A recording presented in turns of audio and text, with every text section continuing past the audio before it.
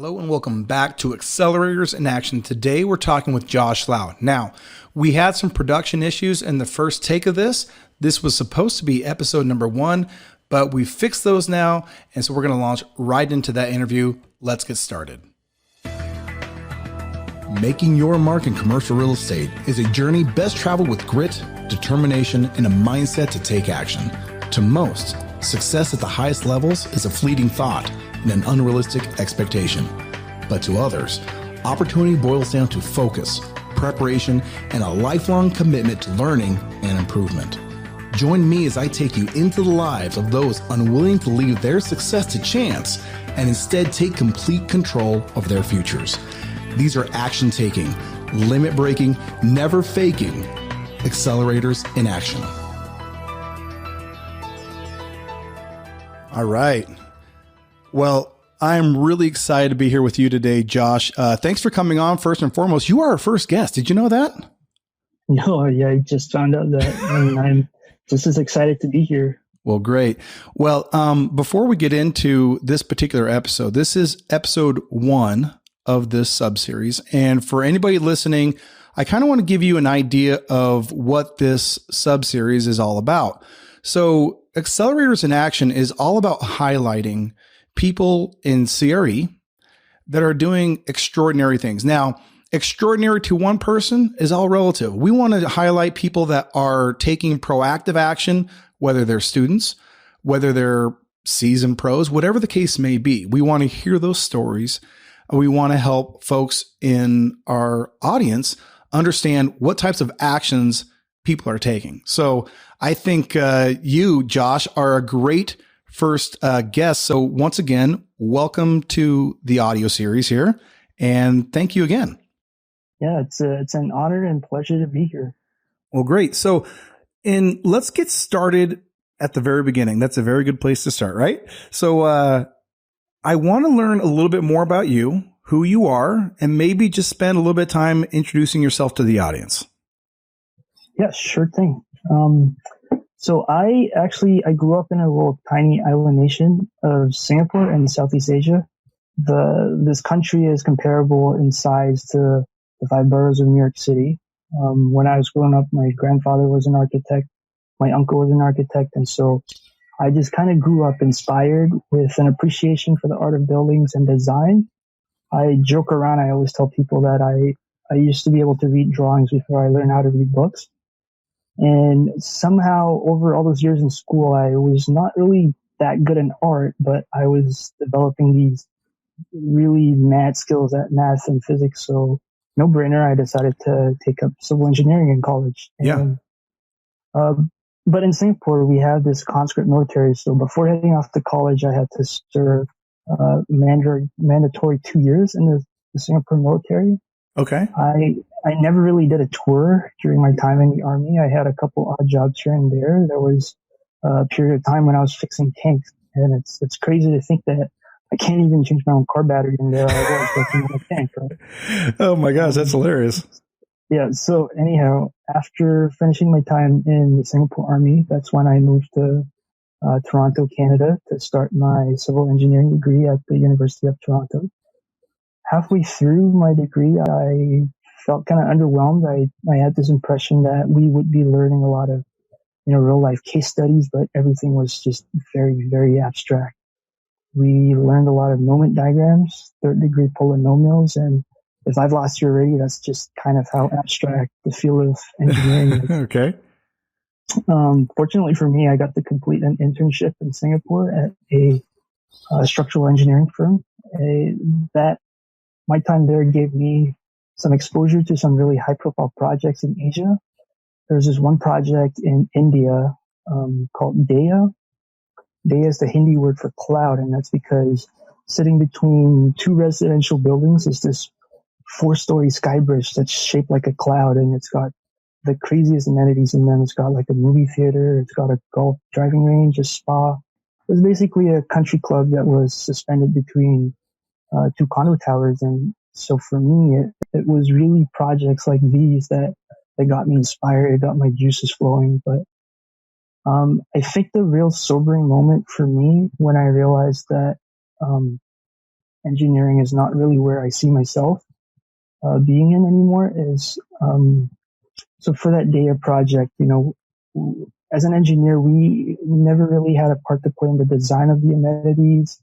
We never got to pick the type of unit mix. We never got to do a market analysis. Instead, we were, designing the thickness of steel, the angles they were connected at, and engineer's role is obviously very crucial to the safety of, the inhabitants of the building. But Sure. I somehow always dreamed of doing more, right? So after graduating, I just knew I couldn't go back to the field of engineering. I craved something a little more entrepreneurial, a little more practical, a little more tangible, let's call it. And so I came across this job opportunity that, allowed me to do just that. And so I started my career as a cost estimator at a construction company in Toronto that specialized in the glazing work on the facade of buildings on the exterior. And cost estimating is how construction companies get new contracts for work. So say a new building needs to get built, the architect would release a set of drawings and specifications, and my job was to extract information from those documents and underwrite how much it would cost our company to do the job, and I would submit that price as a bid. So in a way, I think I got my first taste of closing deals this way. Yeah. In CRE acquisitions, you want to be the highest bidder, but in construction, you want to be the lowest bidder. And over time, I just, I got faster, more accurate with my bids. And, I soon found myself, I was just picking up the phone, calling all the clients that I knew, asking them, hey, do you have any more contracts I can bid on, right? And eventually I acquired enough contracts and decided to move into project management to oversee these contracts that I acquired for the company. And I did so for two reasons. Firstly, when I was doing my estimates, I would always come up with some kind of plan for how I would sort of foresee this project playing out. And as kind of a control freak, I always wanted to execute on these projects myself. And by maintaining control of my project, I would ultimately be responsible for whether we meet the profit numbers that I underwrote or not. This way I was just holding myself accountable. That way, if another project manager were to take on my contract, my boss wouldn't be able to come back to me and say that I maybe made a mistake with my estimating or not. And so I was with this company for about 3 years. I made my way from an estimator to project manager to eventually just kind of juggling both roles. Construction is, it's dynamic in a sense that no two projects are ever really the same. So, I wouldn't say that I necessarily hit a ceiling, but just like before in engineering, I was just kind of really, really craving more, right? My whole career, I was never making these design decisions. I was never really making investing decisions. Whether I'm an engineer or contractor, I was just always executing somebody else's vision, right? I wanted to be the one that had the vision. Yeah. And because I lived in Toronto and Singapore, I was constantly surrounded by a real estate boom market. And I've always admired developers for, kind of what they were able to accomplish. And, keep in mind, when I was younger, there weren't a lot of real estate degrees. So it's not like I could have gotten a bachelor in real estate the same way that you can now that Right. I'm seeing on the A.CRE blog. So at that point in my life, with my engineering degree, construction management experience, I kind of felt like I was ready to take that leap of faith, right? And so that's where, Spencer and Michael and this A.CRE program comes into the picture. It's an interesting story of how that came about. I decided that I wanted to go back to school to pursue a master's in real estate. And the only specialized program like that in Toronto was at the Schulich School of Business. And so I got on LinkedIn. I reached out to a student there and we had a coffee chat. And he was honest with me. He said that without any real estate underwriting experience, I should start with an online program, something like Adventures in CRE. Okay. And so that same night, I went back and it just so happened at that time, I remember, I think it was January last year, that you guys were launching this Accelerator program, and I was essentially part of the pilot batch of students. Okay. So I got in for this ridiculously low price of like $200 or something like that. It was, the best investment of my life, right? I can't tell you enough how I started from knowing nothing about real estate to now being confident enough to underwrite like an analyst. Yeah. And yeah, I'll stop here if you want to. Well, I think it's you basically covered about, I don't know, 5, 6, 7 years in a short amount of time. And just to kind of maybe go back a little bit. So you were on the civil engineering track, had a good career, but it just kind of wasn't doing it for you. You liked what you were working on, just wanted to be in a different part of it.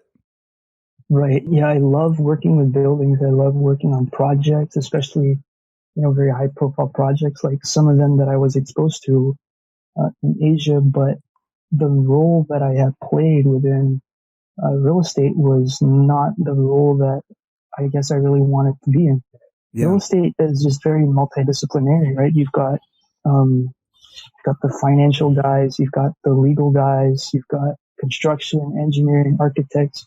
It's just, the field is so wide, but I felt like I just was in the wrong subsection of real estate. And that's when I just thought that I had to just kind of feel it out, right, where I think would be best suited for my skills and interests. And so moving into construction was definitely a step up from where I wanted to be. But, then again, I realized that I'm just executing out of people's visions, right? I wanted to be that guy next that was the guy to make all the decisions. Well, I think what's interesting is and when you start your career, you don't always know exactly where it's pointed. I mean, most people don't. I would think that was the case. That was the case for me.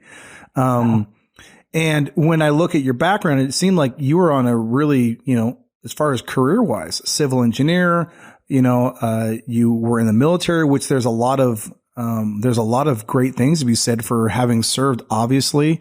But even just as a person who's hiring and recruiting, those types of skills and things are great. So, you're doing this career, and then you reach out to a friend because you're thinking you want to make a pivot, right? You want to start pivoting into a different side of CRE, which ultimately has led you to enroll in Cornell. Isn't that correct? Yeah. So I can talk about how I got into Cornell if you want. I mean, I'm wondering between, because you had a career that was going one direction, and for all intents and purposes, most people would look at that and say that's you're on a successful track, but you pivoted. You had a moment of truth. So I kind of want to know, what happened in that transition period, I guess. What kind of made you make that transition? Yeah, I think if I had to, name one thing that made me realize, that set off that spark, I've lived growing up in Singapore in the 90s. That was 90s and early 2000s. That's when the country really boomed and it developed, right? Like overnight, I was seeing these like new condos going up, new office buildings going up. And in Asia, they built fast. And I was very inspired by how developers were able to make that happen. And so moving to Toronto in 2010, that's also when Toronto experienced their boom. So I was just constantly in this real estate boom, and it was just getting very hard to ignore, right? For someone who has these ambitions of, right, I guess, being a developer. And that's I think it really just came down to, it became hard to ignore what kind of opportunities developers had. I don't know if that sort of answers your question, but I think it probably. I think what you were going through was probably just it's almost like it's revealing itself to you. The more you do the thing, the more you progress down your career, the more you start to realize that, hey, this thing can be even more. And so that led you to kind of the next steps, right? Like taking it to the next level, even in your education, because you already had a great start to your career, but now it's saying, hey, let's pivot, let's change the direction of this journey and just take our foundations to another level. And you did that by doing the Accelerator, which was great, but also in going to Cornell. So talk to me about the process of getting into Cornell. Like how was that? Yeah. I mean, just to go back to something that you said earlier, like I said, there wasn't really a formal real estate education when I was correct trying to pick my bachelor's, my undergrad.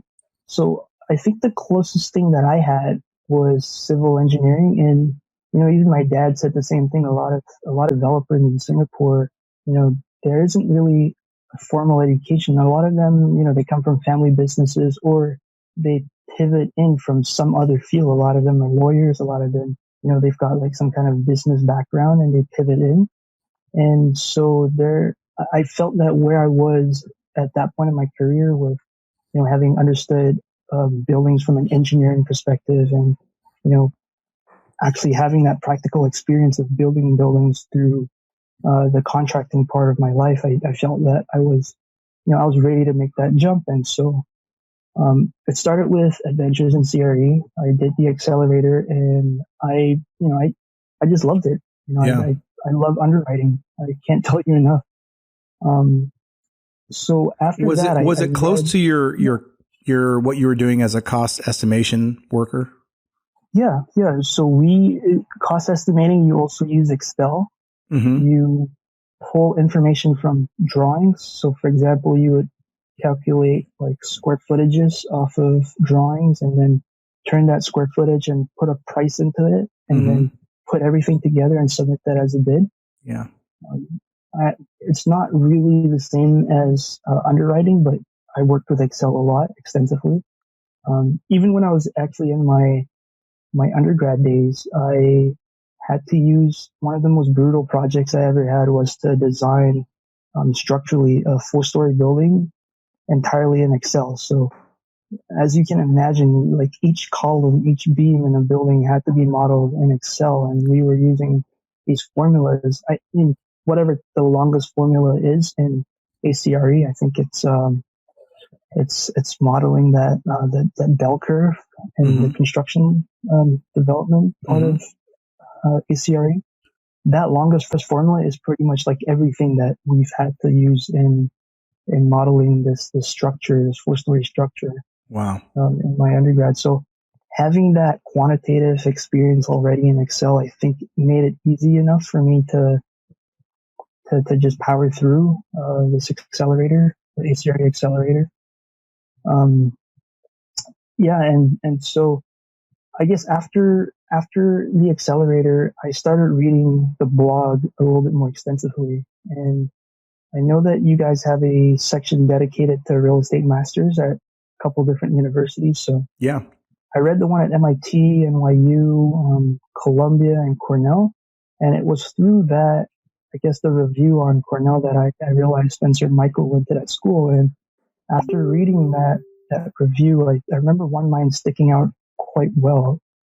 Spencer said that if anyone's interested in this program, they should visit it and take a tour of the campus. And I thought to myself, I've never really toured an Ivy League campus before, and I really wanted to see what it was like. And really, Cornell's only a 4-hour drive from Toronto. And I remember it was like the coldest day in February that I decided to drive down. And I made it a point to get to know as many students as I could, get introduced to the director of the program. After all, they say real estate is a relationship game, right? As much as it is absolutely. a numbers game. Yeah. And so I just remember thinking to myself, this is where I want to get my master's degree. And so I applied, one thing led to another. Here I am today. I'm finishing up my first year of a 2-year master's in real estate at Cornell, just kind of following the footsteps of Michael and Spencer. That's wonderful. Well, and I want to share a little bit of information with the audience as we were going through different folks that are going to be on Accelerators in Action. We talk about action taking, never faking, limit breaking, those types of people. And some of the things that I wanted to highlight on your behalf, Josh, were, you were a person that took the accelerator before you went to Cornell. Okay. That, to me, not only that, you were a person that was taking action. So you obviously were doing due diligence, reading all of the different programs, and then you went down to visit the campus at Cornell. And so we're talking about actions and plans. So when we were talking about different people to be on this sub-series, you came across as a person with a plan. So is that accurate? Is that similar to the way you see yourself and your personality? Yeah, absolutely. My closest friends, they always tell me that sometimes I have OCD, right? I'm a little bit obsessive sometimes about my plans. But yeah, it's totally true. Even as an estimator, if I can go back to that again, estimating, I found it to be very entrepreneurial for this reason in particular, right? It's the amount of revenue that you bring in for the company depends on how many bids that you submit, how many of these that you underwrite, right? And so it got to a point where I was thinking, I need to do more. I need to bring in more contracts for the company. And so before, my boss would just delegate these bids for me to work on. And after time, I just, I built up a network of clients, and I started, picking up the phone and calling them and saying, hey, do you have anything else for me to bid on? I was going through these online portals looking for bids to work on. And I'm not the kind of person that likes to sit and, leave my fate up to the unknown. As much as I can, I like to take control of my fate. That's one way to look at it. Well, what do they say? Lucky is when opportunity and action kind of intersect, right? Yeah. And I think, a lot of luck, I've been lucky all my life. And it just so happens that I like you, like to have a plan, and I like to execute a plan. And I think that's a huge part of anybody's journey. If you're going to have success, and honestly, the reason we wanted to do this sub-series was to highlight people doing it and what they're doing, even if it seems small. Like, I don't know to you if it seemed like a small thing to take the accelerator prior to starting, your program at Cornell. I don't know if that did that feel like a small thing, or did that feel like, just another day for you? I really have to thank my friend at Schulich, who, that was the university that I was interested in applying to at first. And he was actually the one that told me that, there's this really good resource online that you can check out. And I can't thank him enough for introducing me to A.CRE, right? Yeah. It has helped me tremendously. Everything that I know about real estate started with this Adventures in CRE. Wow, that's amazing. And, having gone through a year, almost a year now at Cornell, I can tell you that, the modeling classes, the finance classes, it's not something new to me. I've kind of learned it all before. It helped that Spencer and Michael, they go through the same program, and I'm sure they've incorporated everything they learned at Cornell into the accelerator. But yeah, if I can talk about this competition, I guess that I did this year. Well, yeah. Let's talk about that for a minute. So you've gone to Cornell. I want to maybe switch towards the future. But before we do that, let's talk about this competition that you were in. Describe to me what it was, and then kind of what happened. What's the story? Yeah, so actually, this is the second competition that I did. The first competition was the ULI Heinz competition, but Yeah. that one we never really stood much of a chance. There were like 160 teams competing, so the probability of us winning was like less than 2% or something. This second competition that I took part in was at this very school, Schulich, in Toronto. They have this annual real estate competition called the Developers Den. Okay. And I knew that my local knowledge of the Toronto market had to count for something, right? So we signed up, and the aim of this competition this year was to come up with a redevelopment proposal for a distressed suburban mall in this Jane and Finch neighborhood in Toronto. So this neighborhood has a reputation for being kind of a sketchy area, but keep in mind this is by Canadian standards when I say sketchy. Um, but still, this mall was underperforming, the typical story of retail in the last couple of years. But the mall's location was 10 minutes away from the university, which made it perfect for our mixed-use student housing proposal. Now, Toronto's rental market is at 1% vacancy, and this is, if I'm not wrong, just one of the hottest rental markets in North America. That means that students generally don't have a decent option when it comes to renting. And for my team, I was pretty lucky. I was in a team of 4. I was lucky to be in a very well-balanced team. 2 of them were architects, and they did all the designing for the proposal, including the unit mix, the tenant retail mix. And the other teammate and I, we worked on the market research and pro forma. And this is where I think the A.CRE has paid off for me, right? Because I was now able to underwrite a development deal. And this process was actually, this is something that I think takes it one step beyond what I learned at A.CRE. For underwriting this development deal, it was a very iterative process where we had to make minor changes to the design and minor changes to the pro forma just to get to the returns where we needed it to be, right?